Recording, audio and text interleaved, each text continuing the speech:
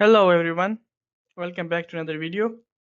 So we made an update regarding the store locations. Previously, you need to go to e-commerce section and here you have to enter your store locations. But now you need to go to workspace settings, store locations, and here you have to enter your store locations, right?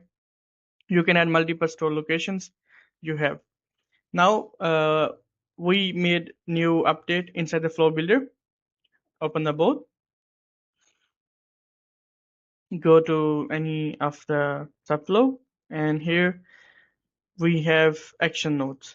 Okay, so go to the action step, go to advanced actions, and here you can see store location API. So when you click on it, there are three available actions. First is list store locations, second is find nearby store locations, and the third one is get store location detail. If we click on the first one, if you want to search specific store, then enter the name. If you want all the list of store locations, then go and do a test request. And here you can see all available store locations. Okay, inside the data, you can see the ID of the store location that is saved inside our system, name, address, and latitude and longitude, right?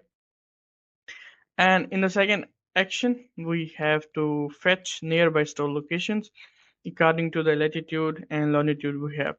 So let's say you are going to collect user's location, asking a location question, and then you are storing user's location, latitude, and longitude.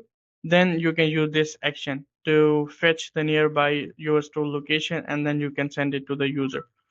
Second, you have here the distance unit. You can select any of the one and update the user that from your location we have in this distance, and you can come up our store.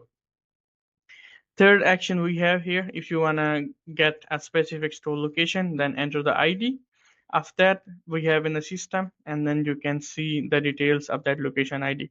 So this is how simply you can insert your store locations. And then inside the flow builder, the main feature is you are going to check which store is nearly about our user, then use this feature and send back to your store location. If you have any questions, ask in comments. See you. Bye.